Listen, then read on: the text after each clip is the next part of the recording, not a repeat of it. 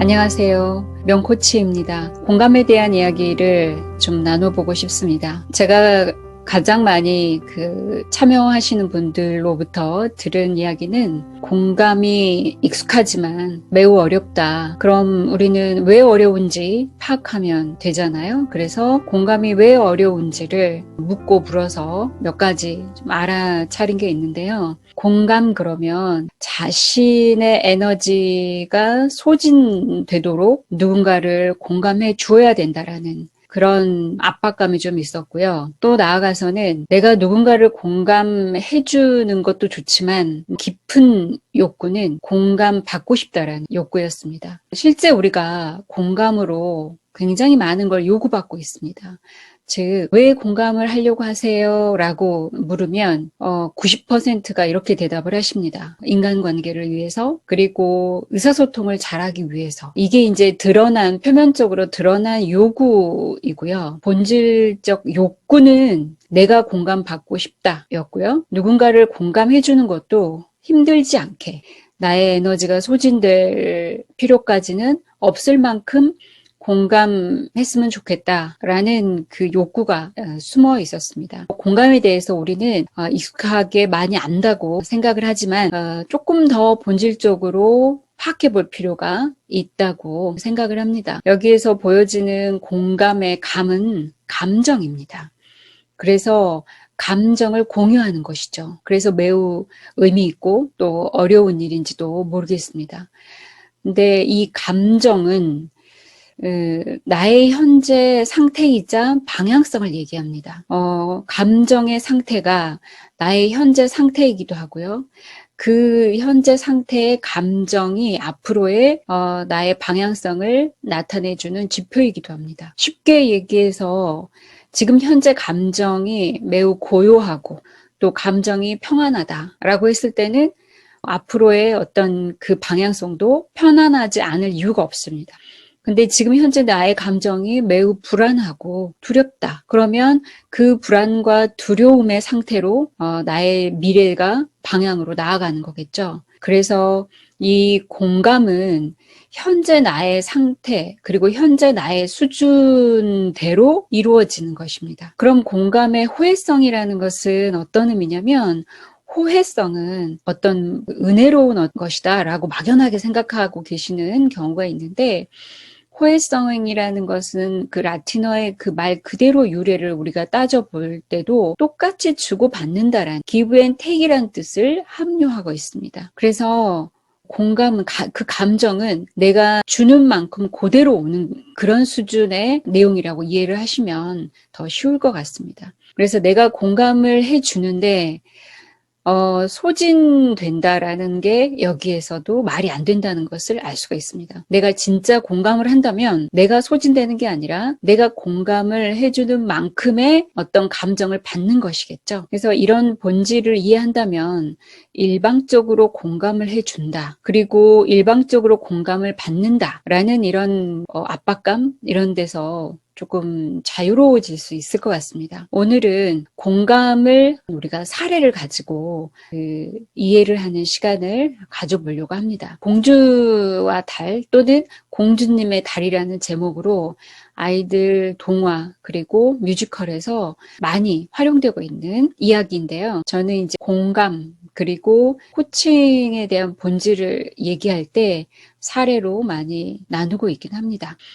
이 왕과 왕비 사이에 유일하게 있는 공주가 눈에 넣어도 아프지 않은 공주겠죠? 그런데 저 달을 보면서 달을 자기가 가지고 싶어서 밤마다 달을 갖고 싶어하는 꿈을 꾸고 즉 달에 대한 상사병이 난 거죠. 그래서 부모에게 저 달을 따달라라고 부탁을 하면서 급기야 아파버립니다.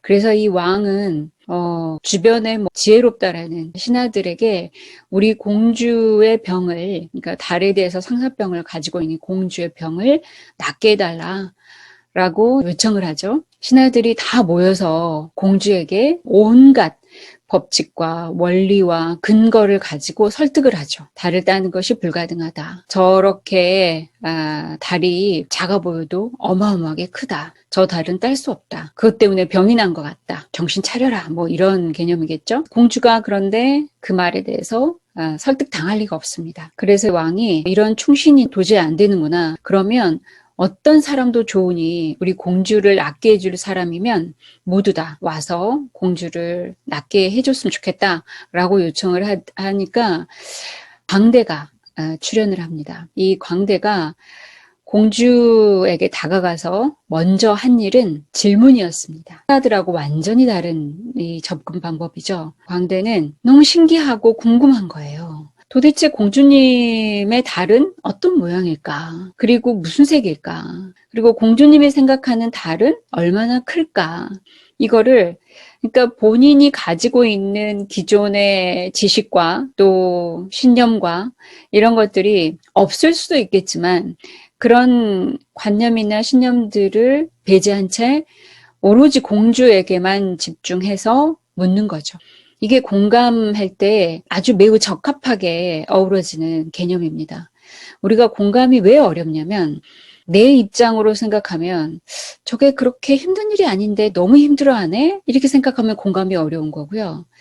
그리고 지나치게 감정이입을 해서 얼마나 힘들까. 근데 나는 내가 생각해도 이렇게 힘들어서 당신에게 어떤 말도 어떤 위로도 해줄 엄두가 안 나라고 침묵해버리는 경우가 있어요. 그런데 그 공감에도 물론 침묵이 필요해요. 침묵이 필요한데 상대가 공감받고 있다라는 느낌을 주는 침묵이 있고 외면해버리겠다라고 생각하는 침묵이 있습니다. 그럼 이 두 가지는 누가 가장 많이 그 차이를 구별할 수 있냐면 그 공감 받으려고 하는 자는요. 저 사람의 침묵이 외면하는 침묵인지 아니면 나를 정말 공감해주고 싶은데 어떻게 할 수 없어서 잠시 침묵으로 공감을 대신하는 건지 본인이 너무나 잘 알고 있어요. 당사자가. 그래서 우리 이것을 공감의 비언어적인 반응이라고 표현하기도 합니다. 그래서 정말 당사자가 위로받고 있다라는 그런 침묵이 가능하려면 제가 방금 전에 얘기한 공감의 본질, 공감의 본질적인 내용을 이해하시면 조금씩 침묵의 공감이 가능할 수 있는 방법이 찾아지게 됩니다. 그래서 이 광대는 자신의 아무런 추측이나 해석 없이 질문하는 거고요. 이것을 깨끗한 질문이라고 표현하기도 합니다. 아무런 세컨다리가 없는 1차적인 질문이죠. 그래서 이렇게 질문을 했을 때 공주가 표정이 완전 달라지죠. 현실로 가져와서 이렇게 생각하시면 됩니다. 보통 이해가 안 되고 말도 안 되는 것을 고민이라고 얘기하는 사람들이 있어요. 이게 가장 우리가 이해가 되는 사례가 어디냐면 가정에서 특히 자녀나 배우자가 어떤 고민을 하는데 그 고민에 대해서 궁금해하지 않고 자기의 의견만을 설득시키려고 하는 경우가 많습니다. 다른 경우는 덜한데 가정에서는 특히 배우자나 자녀에게는 자신이 가지고 있는 어떤 그 이상점이 옳다라고 생각을 하고 특히 자녀가 잘못된 이 의사결정을 통해서 원치 않게 나쁜 결과를 가져올까봐 하는 우려로 이런 식으로 자꾸 자신의 어떤 정답을 강요하게 되죠. 그 사례와 아주 유사하다고 보시면 되고요. 이 사례를 가지고 우리가 충분히 현실 속에 우리 자신을 비춰볼 수 있을 것 같아서 사례로 말씀을 드리고 있는 것입니다. 광대가 공주가 말한 수준의 달을 가져다 줍니다. 작고 주황색이고 동그란 달 모양을 가져다 주죠. 공주가 매우 기뻐하죠. 근데 광대가 한 가지 고민이 생겼습니다. 달을 따왔는데 오늘 밤 또 달이 뜨면 공주가 내가 달을 따왔다는 게 거짓이라는 걸 알게 되면 어떡하지? 라고 고민이 생깁니다. 근데 광대는 광대답게 해결을 하죠. 본인이 해결할 수 없다는 것을 너무나 잘 알고 있는 게 이 광대의 특징입니다. 그러니까 저희들도 우리가 모든 걸 다 해결할 수 있다라는 착각에서 자유로워지는 것도 매우 현명한 길이라고 생각을 합니다. 내가 모든 걸 결정하고 내가 가지고 있는 것 중에 모든 답이 있다 라고 생각하는 오만함만 없더라도 어떤 문제를 해결하는 데, 접근하는 데 있어서 정말 무한한 가지수, 무한한 해결안을 접할 수 있는 그런 기회를 우리가 잃어버리지 않도록 할 필요가 있을 것 같습니다. 광대는 공주에게 그거를 넘기죠.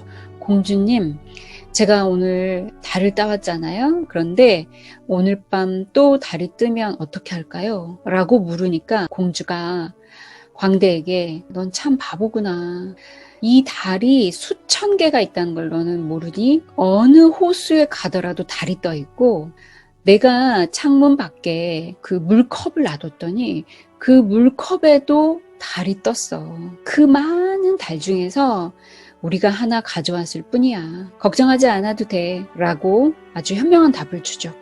그래서 우리는 그 문제를 던진 자만이 그 문제를 해결할 수 있기 때문에 우리가 해주는 공감의 수준은 그런 내용에 접근할 수 있도록 자기 문제를 해결할 수 있도록 그 가는 길에 조금의 감정을 덜어주고 조금의 감정을 나누는 그런 시간이라고 생각하면 훨씬 더 가볍지 않겠습니까? 그런데 우리는 공감해주면서도 이 공감으로 이 문제가 해결됐으면 좋겠고 이 공감으로 모든 답이 나오기를 기대하기 때문에 내가 공감을 해줘봤자 아무 필요가 없을 거야. 그리고 내가 이렇게까지 공감해줬는데 저런 반응을 한다니 이런 기대를 하지 않을 수 있을 것입니다.